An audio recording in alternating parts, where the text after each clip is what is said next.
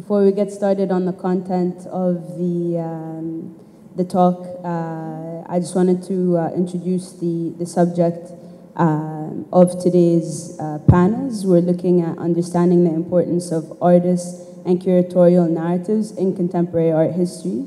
So what hopefully today is going to do overall, we're going to break down this idea of what it is or what it takes to build, a contemporary art history, seeing that there's been so many leaps and jumps. What are we doing to tie everything together? And I feel that the artist and the curator is a big facilitator within that conversation.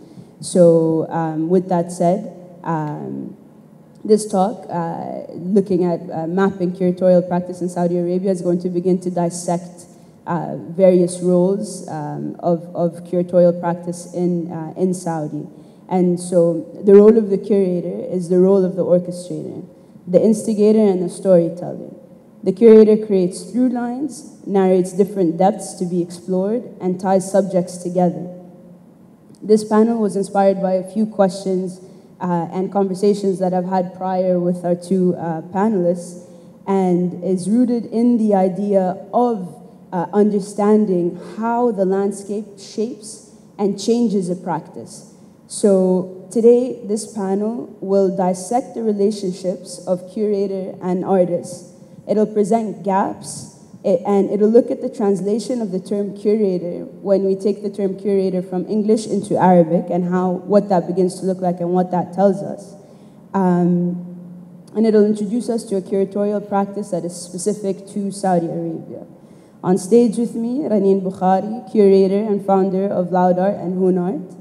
Renneen Fārsi, the co-founder of AR Art Advisory. Please can we get a hand for our panelists?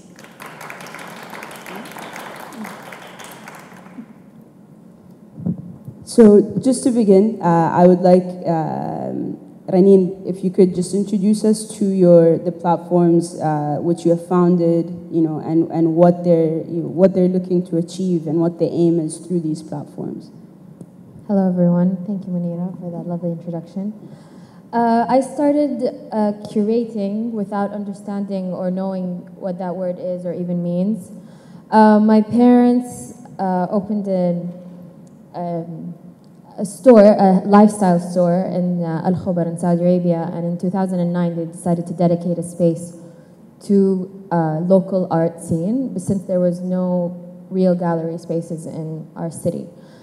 In 2009 I started off with just pouring coffee, serving canapes, listening to the artists speaking, and then in 2012, after seeing the emergence of an art scene in Jeddah and Riyadh, I decided it's time to do something for my city. And I started لاود Art. The top invitation is the first invitation that we did, and then it goes down to 2016. I started لاود Art as an idea, as a platform for emerging and experimental artists in the region. I wanted to, revive the art scene in my city, but I also wanted to give them a space to take their artwork from just having it online on Instagram and Tumblr into giving them an actual space to showcase. The first show in 2012 did so well that I was asked by Riyadh and Jeddah to travel. And so you'll see the first pictures in Riyadh, the second picture is in our space in Desert Designs in Al-Khobar. And then I realized that I really love doing this. I love working with artists, I love creating shows, I love working with art. My mom is an artist, but I didn't get that gene of creation, but I want to be surrounded by it. 2 years ago, I moved to Jeddah and decided to collaborate with the scene that was there, and so we did live demo. That's the last picture on the bottom, and I like to do talks. So it's a full circle of giving the artist a platform, showing the work, inviting a lot of people to come, having a big event, and then doing an educational platform as well. So we'll do talks, workshops. The picture on the bottom there, that's one of our talks with Munira al-Qadiri in Jeddah during 2139. We had an underground show. So that's how it started, and this is what it's turned into. Last year, we actually were invited by Beit Zubair in Oman to do لاود Art there. and by Malja in Bahrain, so it's just getting bigger and bigger and more exciting. I do focus on Saudi artists, but it's not imperative. I allow artists from all over the region to apply. And then last year, if I can move into this part. Please do. Go ahead. Last year, I applied for a program by the British Council called the Curatorial Collective Program. They made an open call for people working in creative field to apply to get a more academic education in curating, and they saw a void of so many artists coming out of Saudi Arabia, but not enough curators helping them to create shows either in Saudi Arabia or outside of Saudi Arabia. So the idea was to select 6 women who are working in the field and take them to London, but then just for 2 weeks, and then every month after that for the past year, we had people coming in from the UK to give us different modules on different aspects of the curatorial field. And the graduation project for that course was a show that we just opened at Athar in Jeddah, October 15. It was called لكنك لست وحدك, We Are Not Alone, and we wanted to talk about how in this like very unstable climate, we're always looking at what are the differences between each other and not the similarities. So the British Council has around 9,000 pieces of work, and we had to choose from their website around 30 pieces to bring to Saudi Arabia, and we had to be very careful about choosing work that a Saudi audience would respond to and connect to. And also names that they would recognize. So yes, we brought Anish Kapoor and Damien Hirst and those kinds, but we also got Marcus Coates, David Trigley, and a newer artist whose name was Muhammad Qasim Ashfaq, who you can see over there in the corner in the pink with the tagiya. He's an emerging artist in the UK. He's Scottish, but he's originally from Pakistan. And he made that gigantic graphite, I like to call it a sculpture, but it's on the wall. It's a graphite piece, and he came to Jeddah after me having a very long conversation about how he's not happy with what Saudi Arabia is doing. But he came and he experienced it, and I think he had a really great time. He took an Uber to Mecca, and then he took a Kaddad to Medina, which is just a car on the side of the street. And then he came back to me with this tagi, and I was like, what did you do? But it was a really crazy experience, and it really taught me a different perspective of what I thought curating was, and how I managed the timeline. For Loud Art, it was always, okay, put a call out, deadline is in 1 month, selection in 1 month, shows in another month. This is a show that we worked on for 1.5 years, so completely different way of working, the British people. But yeah, so those are in a nutshell, the things that I've been working on since 2012. And yeah, that's it. Okay. Raneen, if we could just go on from there, and there are certain questions that have popped up from when you were discussing Raneen, and we'll touch base after Raneen introduces the various projects that we're looking at now. One of the projects that we'll be looking at is the first iteration of 2139, which to me was like a monumental show in my understanding of what curatorial practice is, and how to work with artists too if the pieces were commissioned. And so I'm really excited to have this chance for us to discuss this exhibition, which I feel really embodied a subject that's very rooted to Saudi Arabia and has a historical context, and then comes about in this new, fresh manner, and is very relevant. And working with the artists that you worked with, the subject matter really came alive. So if you could perhaps walk us through the various projects that you're working on now, and then from that we can continue the conversation. Hi everyone. So I'm Rنين Fārsi. My partner at the advisory is Aya Al-Rida.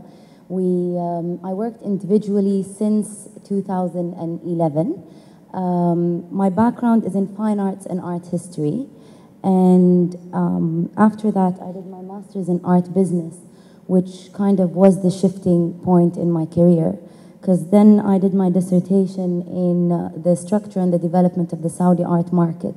And that was when I actually spent 4 months in research, given the lack of literature that we had to come up with analysis for the dissertation. So I had to depend mostly on interviews and status of the key players in the scene then.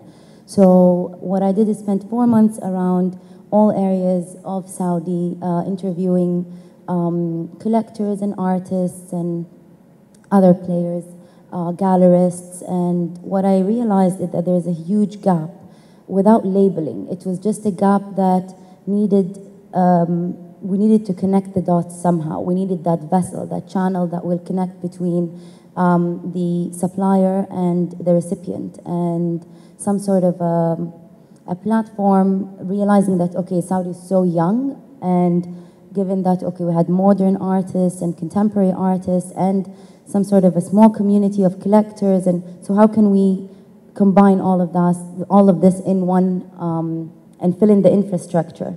And that's how the shift happened, and I decided, you know what, I'll be a consultant and I'll consult whatever I can help with and whatever gap we can fill. Having said that, along the way, I was approached by Ethar, where Aya used to work back in 2011 and 12. And she was curating shows with Ethar, and then they approached me to co-curate with her. And that's when we realized we're so in sync. We did shows in London and in Dubai and in Jeddah. And so basically this was one in Kuwait, and this was one of the artworks we were testing with the artist for another exhibition here in Dubai. And before I get into the whole mechanism and technicalities of things, that's when we realized that we worked so well together. There were specific things in being co-curators where you work and you really have to have an enormous amount of trust and respect and kind of telepathy, if I can call it, because we're both tapping into this term curator in the kingdom, where we needed to really set our own, I wouldn't say standards, but definition for it, because once you practice a term out of the comfort zone of where it came about and basically practice it in a different time, place, or under different circumstances, it tends to redefine itself and gain new meanings and new roles and new hats that you should wear as a curator. And so we realized that we wouldn't want to label ourselves as doing a specific thing, or just even our curatorial services became inclusive of many other tasks, and we took on much more hats, and so we try to avoid labels of our services, whether it's from advisory with artists, advisory in their, from conceptual development to project development and execution, and or even collectors, helping them out with their acquisitions and tying them with the artists. And so we joined forces in 2014, and we decided that we will just do a huge umbrella and try and give to the community and to the art scene whatever we can. Regardless of if it's in our capacity, we'll do that. If not, we'll try and take turns in going abroad and taking more courses and trying to see how we can implement that back. So going through our exhibitions, and since this talk is about curatorial practice, we'll focus on that aspect. And so when we take on a project as a curator, as I said, we try and figure out what, how can we best give in or make the term curator enough in having the show as successful, from helping out the artist to the technicalities to finding alternative ways of whether it's production, given the lack of, not lack, but the new, the young production scene and outsources we have in the kingdom. So as I said, the two images on the left are like trials for one of the mattresses we had for a show, A Line in the Sand, here in Dubai. Most of our works and the exhibitions we've done, we're working with Saudi artists, And of course, each exhibition we had to give a different narrative, and how the artist's works will shape up that narrative and create that dialogue, or give the concept that is asked from us to deliver. And so this is Mu'allaqat, the one Munira gave a brief about. So it's basically part of 2139. 2139 is an initiative by the Saudi Art Council, which both I and my partner and myself sit as board members on its curatorial committee. And what we did is the first year when we launched it, I directed the initiative, and we both co-curated the shows. And when we were asked to curate the shows for it, we realized that aside of the contemporary show, we wanted to give tribute to the modern artists. We realized that because we're fairly new, given that, I can't just put forward a contemporary show without giving the audience some sort of a background on where this whole, basically what's the grassroots of this whole thing? Where did this stem from? Like, what is this a result of? Yeah, but I'll just talk about the technicalities now of both ones. So we decided we're going to have a contemporary one, and Hamza Sayrafi, who was also a board member with us and a co-owner of Athar, was included in the vision of this exhibition, which is Al-Mu'allaqat. We wanted to really give depth to the concept we chose. And given Al-Mu'allaqat, we decided we're going to ask artists to do new commissioned work for it and kind of challenge the artists and push them forward to new realms of ideas. And so this is we approached different artists. We kind of went through the whole journey with them, from helping them develop the concept further to trying to advise some on production, on taking works on framing, and so on. So these are just examples of the technicalities.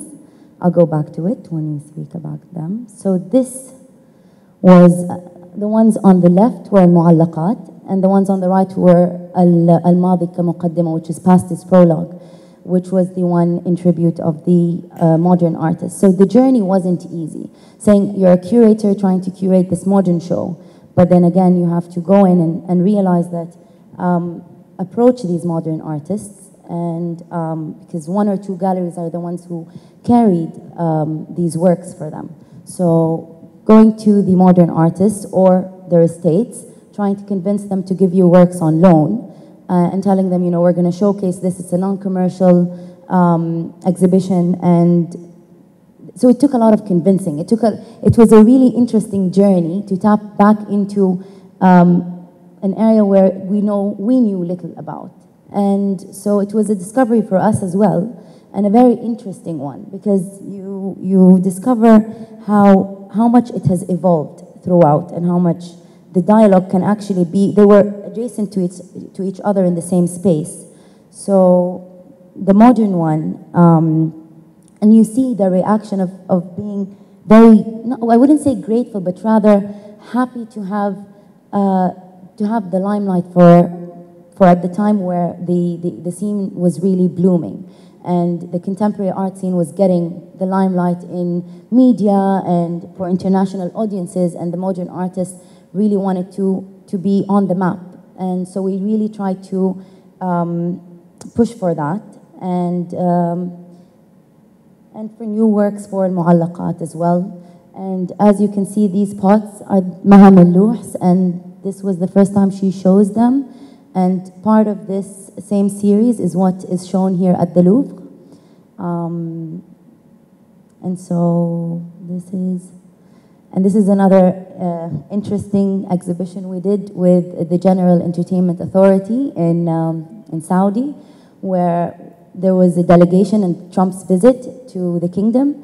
And so we decided that we were approached to do something that will actually create creative dialogue and kind of give a cultural exchange. So we decided to come up with something that gives a cultural exchange. But then again, why not, as curators, show a different angle of just going to the galleries or the artists and getting the works, but rather show that we have a collector base in the kingdom, and try and get as much as the works as possible to have it from loaners, from collectors on loan, And just to kind of show that, you know, the platform is getting filled up, the infrastructure is coming together. And so with the GEA's support and, you know, our putting together the collectors' support and the artists' support in this initiative, we were able to, I'd like to say, give one of a kind, show that it kind of expresses this cultural exchange in a different manner.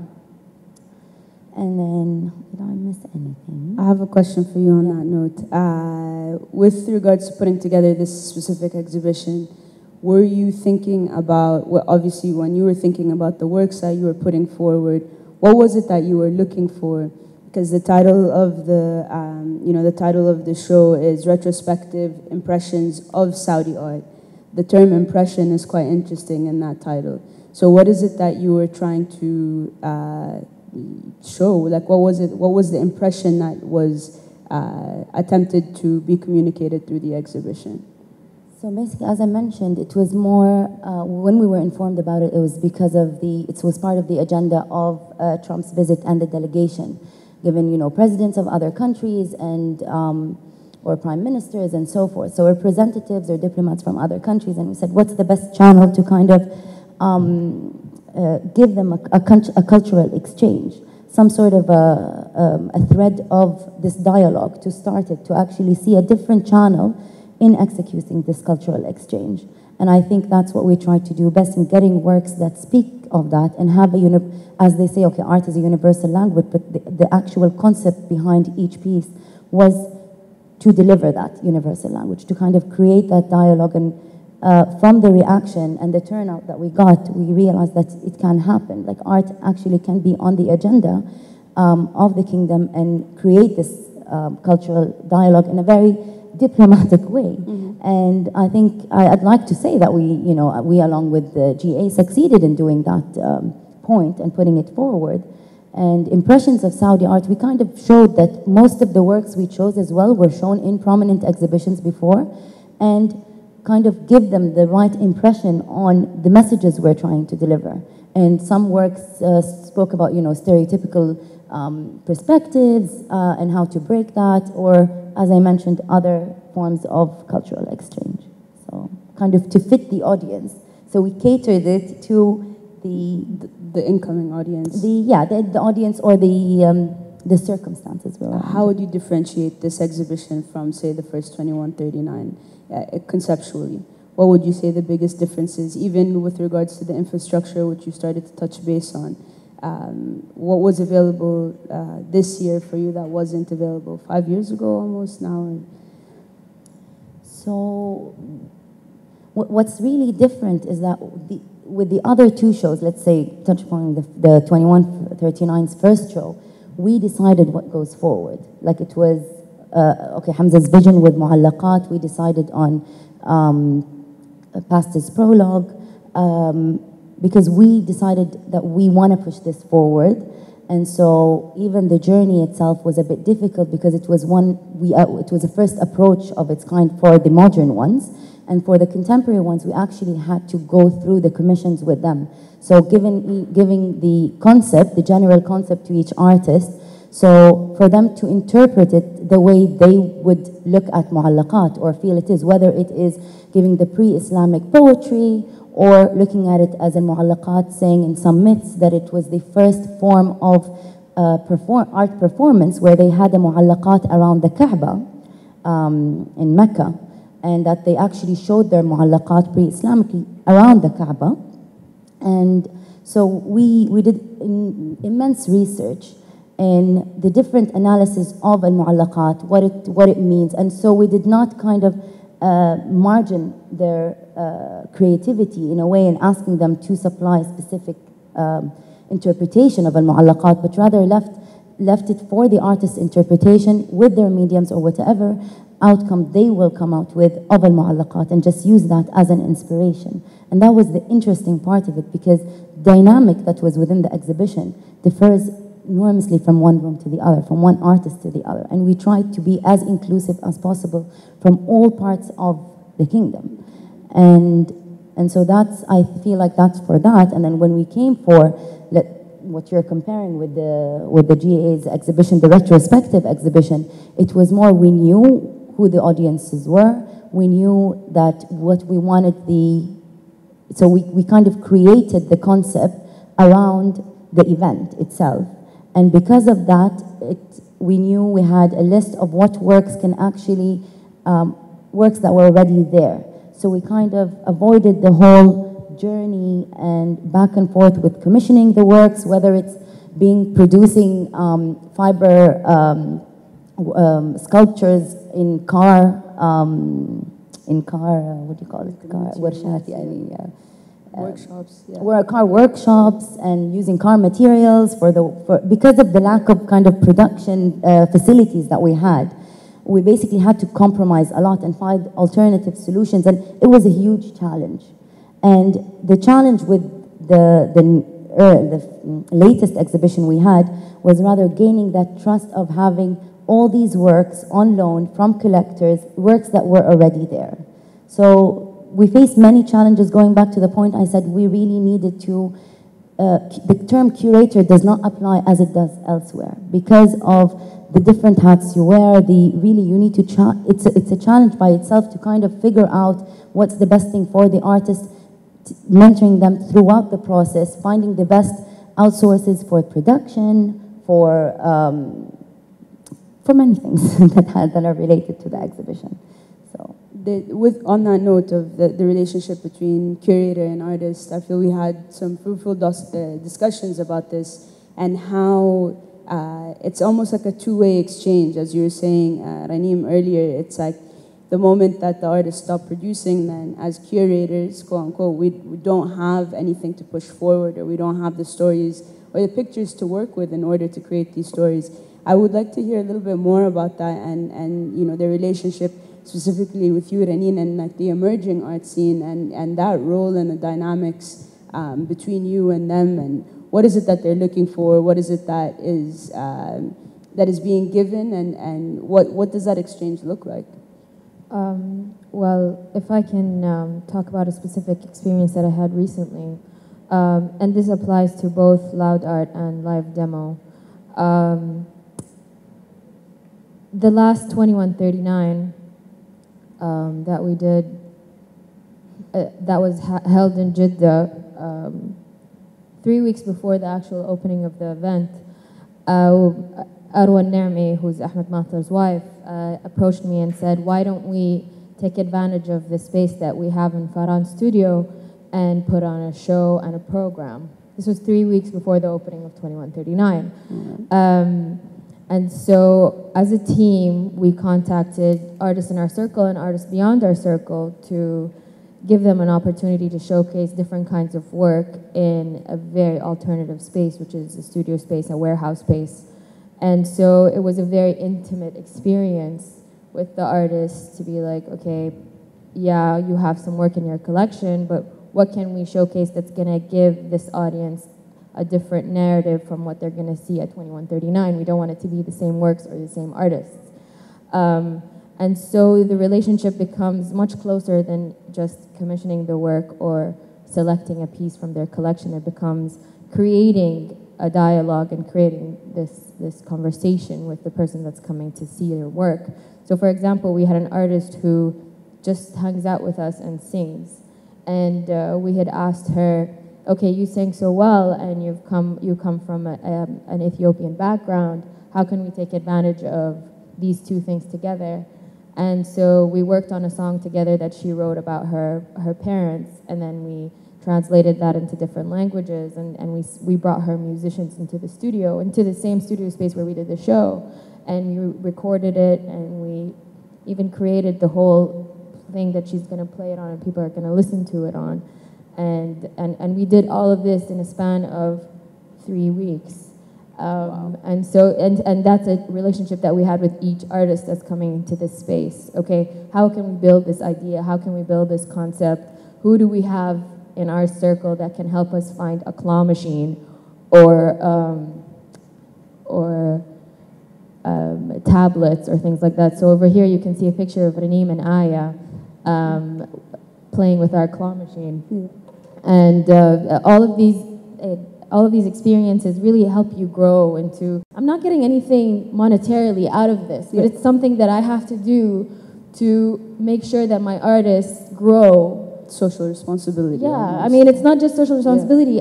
For me, it's like a sense of pride, like, okay, now my artist is in a museum. Yeah. Or even when it comes to loud art, for example, most of the artists that are in loud art then move on to being in bigger shows in Saudi Arabia and beyond. So, for example, Shono, the piece that's on the wall, he is now in an artist residency in Switzerland. He had a solo show at Ether. He's just really hustling really hard. Huh? He's here at the fair in the Ether booth. And so each and every artist, hopefully, I feel, I hope to push them into either studying, going for a residency, continuing their practice, applying to other shows. And it's an ego boost for them also to see their work constantly in press and media, because you end up being your own PR machine also, where you have to make press releases and you have to send it to all the papers and make sure that it gets published.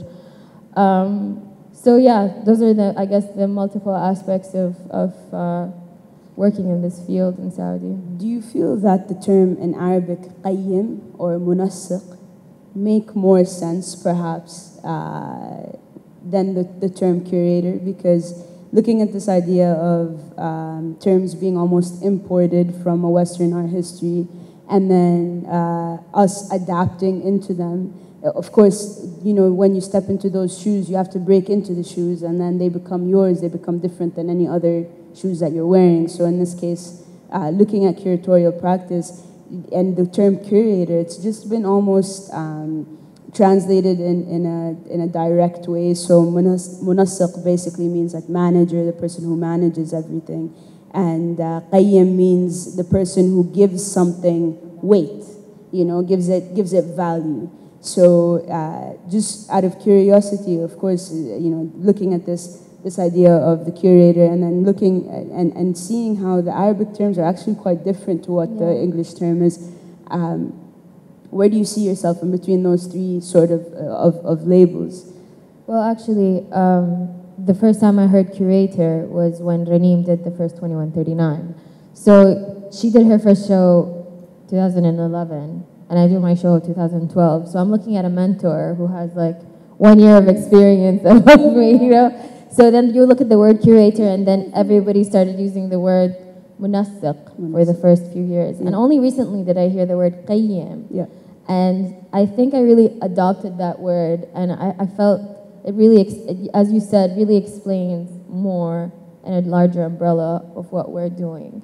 And when I introduce myself as that in Arabic to people who don't know what I'm doing, it opens a really interesting conversation about what kind of work that I'm doing. Because for them, I'm an event planner, or I work at a gallery, and they don't understand what else happens under that. And when you say qayyima, they're just like, interesting, what does that mean? And then you have this interesting dialogue of what it is that you're doing. And I'm seeing it adopted by a lot of art journalists and things like that. So do you have something that you want to add? I'm saying, and what's interesting also is to look back at the origin of the word itself, where it's curare, the Latin origin of it, which means take care or taking care. And I feel like we're kind of giving that justice completely, because you no longer just curate the exhibition, but if we take it by its origin meaning of taking care of, we're actually taking care of the whole realm around it. We're being it the artists, their works, their the exhibition itself, the statements, the press releases, and everything that comes along with it. So, and as I mentioned, first thing is that we're taking it out of its comfort zone. So it will inevitably, for sure, kind of redefine itself and gain new meaning. And we, whether it's munasik or qayyim, and sometimes, by the way, you'd find the media make up their own words in introducing you as the curator of the exhibition in different media forms. And even in your press releases, you realize ourselves, sometimes we use munasik, sometimes qayyim, sometimes you'd see different terms on it. And I feel like at the end of the day, just even with the artist, it is fairly new to have the term curator around.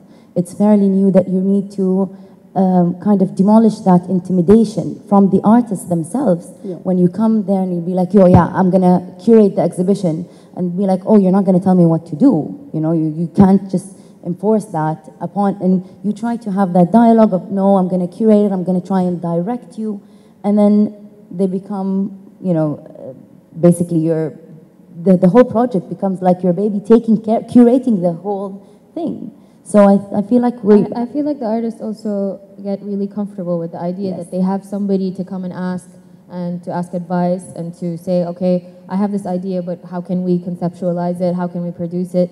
And then you become kind of like a sounding board or a backbone or a, you know, like a voice that they can ask advice from instead of having to figure it out for themselves. Yeah. And that's something also that I really push for, like, please ask me. Like, I'm here. Like, please tell me what are you thinking about? Yeah. And I'm always posting also on my media about commissions there's so many commissions happening in the next few months. And I'm just like, hey, if you're gonna apply, send it to me. Let me take a look at it. Let me give you some advice before you just send like a ridiculous concept that, you know, it's gonna cost millions. Let me tell you, like budgeting even, you know? And so that definitely happens. And I think now that the art scene is having such an emergence as well in Saudi Arabia, that there are more and more people working in this field. For example, Rنين and Aya are co-curating. لاود Art is also Najla and I, Najla Sahimi and I, we co-curate.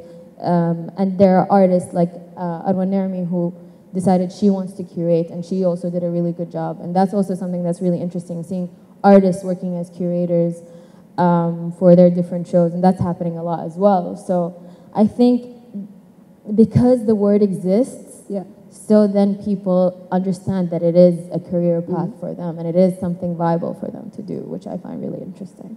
I feel like that's how, looking back at history, or the history and the movement of the contemporary art scene in the kingdom, I feel like that's how they went about their exhibitions, where artists themselves who were involved in the show were the curators of the show. And we have, for instance, the Shatta group in Abha, where we have Ahmed Matir here, as one of the artists of the Shatta group who did the group exhibition.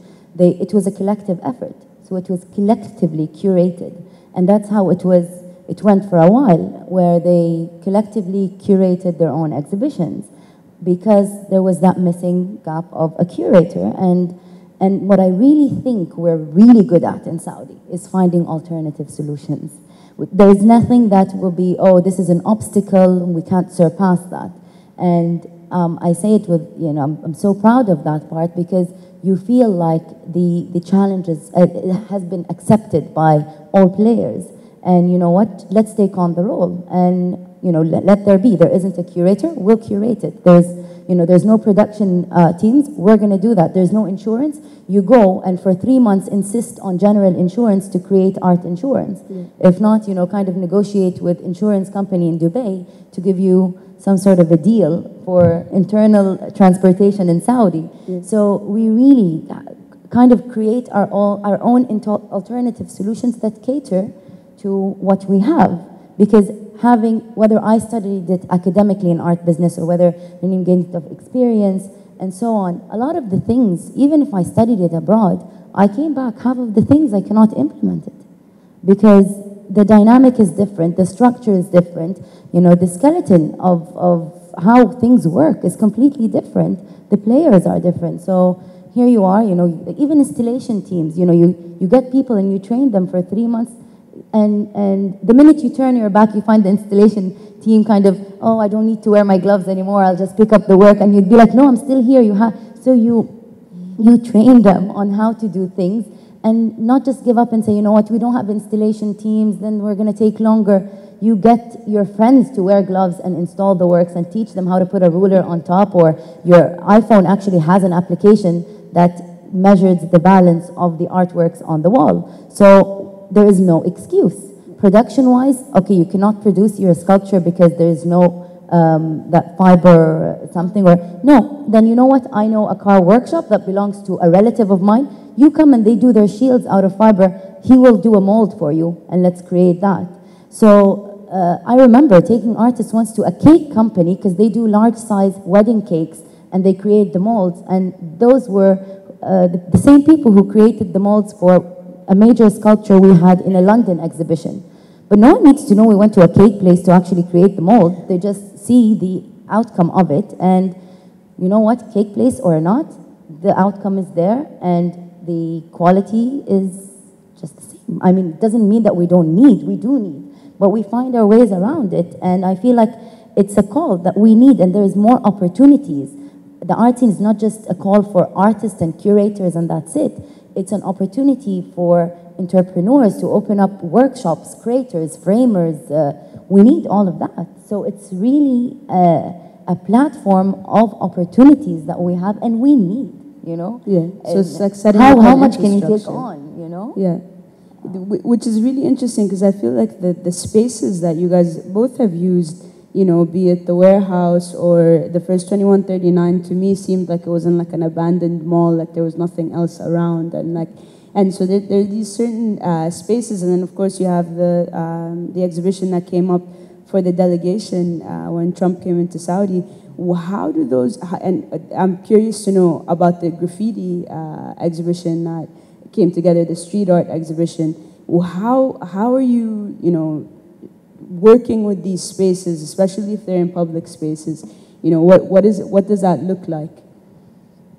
So, as we said, we had to just make it work. We found the one at the mall is that we do not have like shared like exhibition spaces, pavilions, or so on. We even like some of our galleries, we're having kind of difficulties with allocating proper exhibition spaces. And so again, we compromise. We find alternative ways of showcasing it. So when we did the Inner Voices, which was the street art exhibition, we found there was a Hayy al-Ammariya. It's called the Ammariya district, closer to the old town of Jeddah.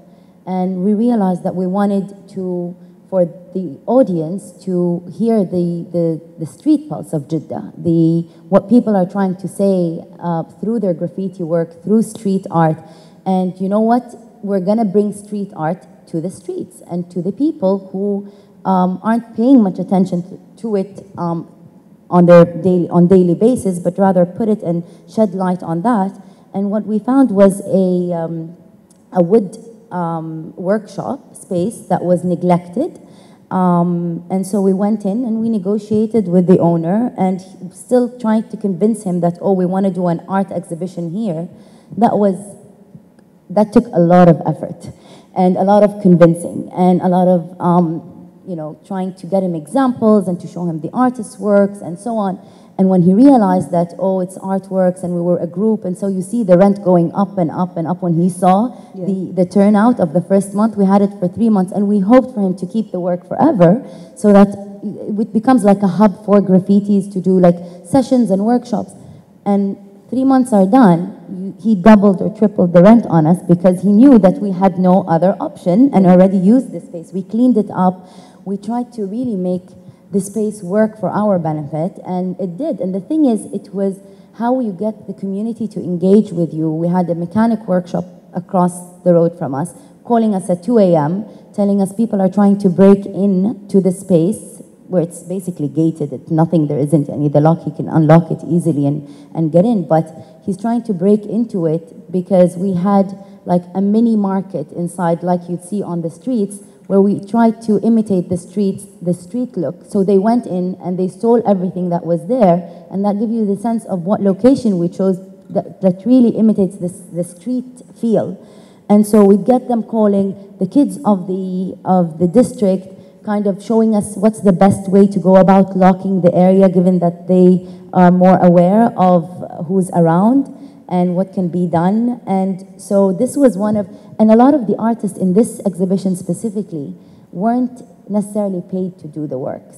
Okay. They came in with the urgent motive to show and to basically give their voice that they've been trying to do throughout the streets. And then going to 2139's location, that was like a pink elephant, as they call it, which is like something in the midst of nowhere or in the middle of a mall, well, you know what, it's roofed, we have AC, and we have a huge space that kind of looks industrial. And, you know, oh, they did the same in El Circal, or like looking at other areas or formats in the region that we can get inspired by. And we're like, you know what, it hasn't been done before, but that doesn't mean we cannot do it.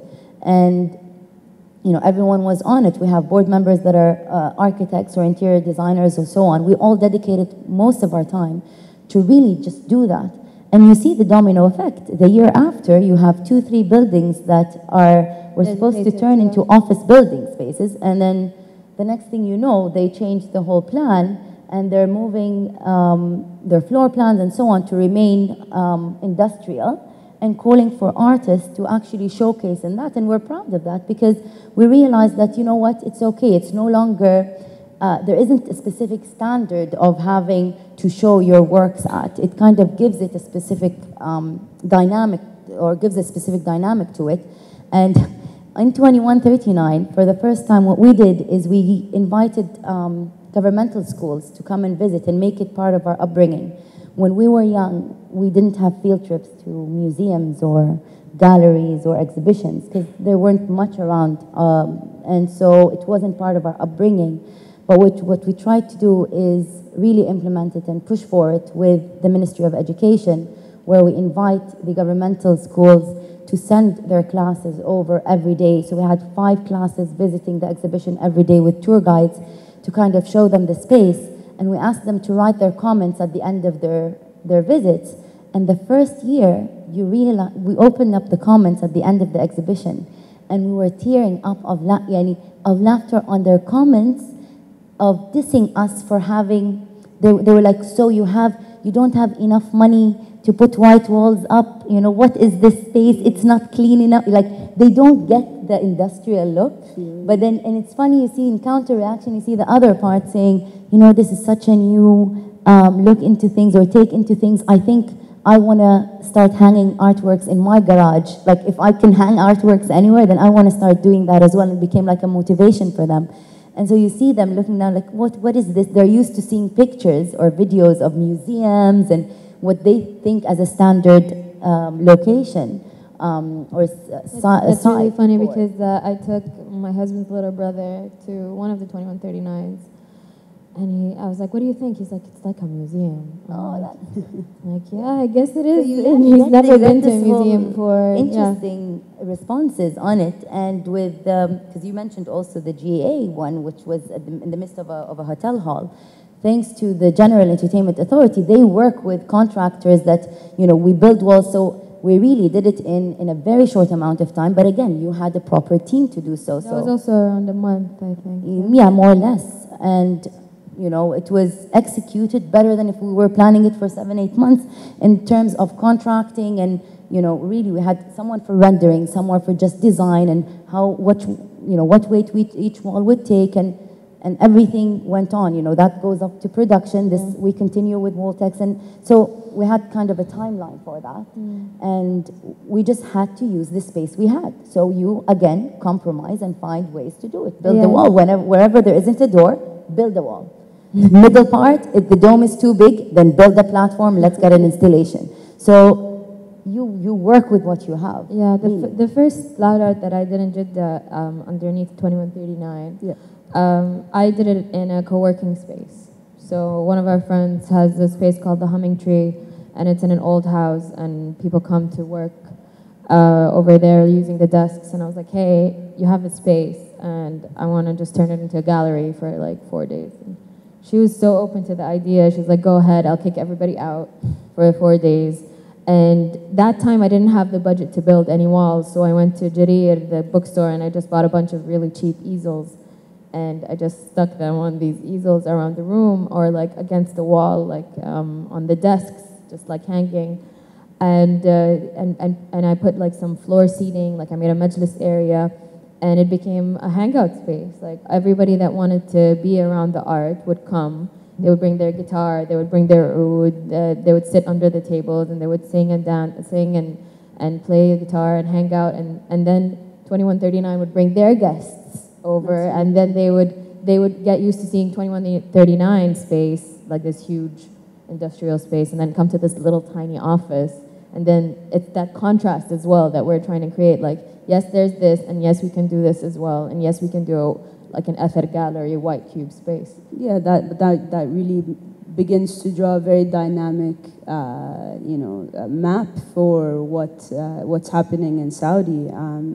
And on that note, my final question before we open up the questions to the audience is, with this boom in the arts now currently in Saudi Arabia, I mean, it's been ongoing, but there's been like a kind of a resurgence of this idea of Saudi art, and of course the ratio of Saudi artists are on the increase. And my curiosity, out of curiosity, I was looking to see what is the role of the curator upcoming with regards to that ratio of artists, and how do you see this practice move forward?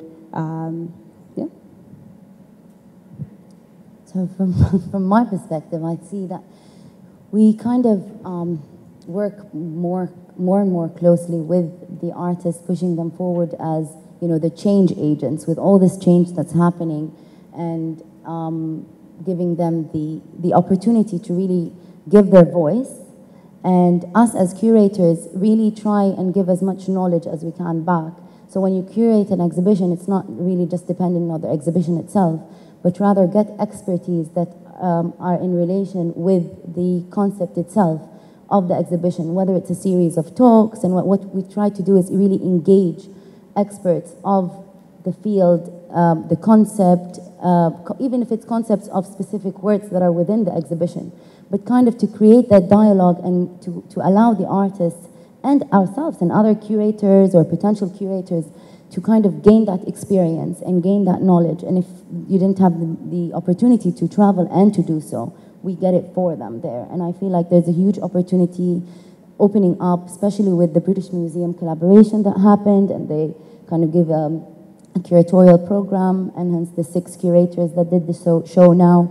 So it's really a promising route to have, and for us to even follow our artists that are determining the path for us as curators as well. So it's kind of a two-way streak where we want to push that, and it's up to us to kind of push them to do it and curate properly, which back to the origin, taking care of it properly.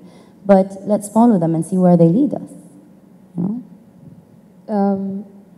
I guess I could say that since I just finished the program for the curatorial program with the British Council, I can see a woman who took the course, we're 6, going into different paths in this creative field, in the curatorial practice. So for example, if one of us wants to work at a gallery, the other one is going to be working in creating a studio space where she's going to be doing mentorship for artists. So I can see this practice of we do everything kind of breaking down into, no, I only do this and I do this and I'm specializing in this field. Art marketing or art handling or art shipping or curation or consultancy, advisory, whatever it is. I can see that breaking up into its many different forms that are there internationally. I hope, but I can see it happening in my inner circle. And so I guess that's one step into the future, but I can also see a lot of artists going and a lot of artists and a lot of creative people coming back from and going into academic curatorial practice studies, just like how you did, just like how I can see this happening more and more often as it becomes common practice for families to accept. I think that's a big thing that maybe we didn't talk about, is that more and more families are accepting the creative field as a career path. A serious one too. Yeah, serious one where that you can study, get your degree, get your master's, come back and start your career, start your business, and start working right away. Especially with the Entertainment Authority opening up, Miss Institution opening up, all of these things happening, and all of these voids that need to be filled by people from this region. Yeah. And so I feel like these people are starting to exist now. In a larger way, like how we've been doing it for a while, but even people who are recently graduated and coming back. So I can see this kind of infrastructure being created right in front of me. Thank you. Fantastic. Thank you.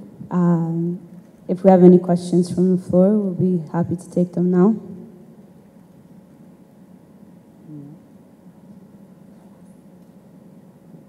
All right. Great. Thank you very much. Much appreciated. The panelists will be available. Thank you, everybody. Thank you.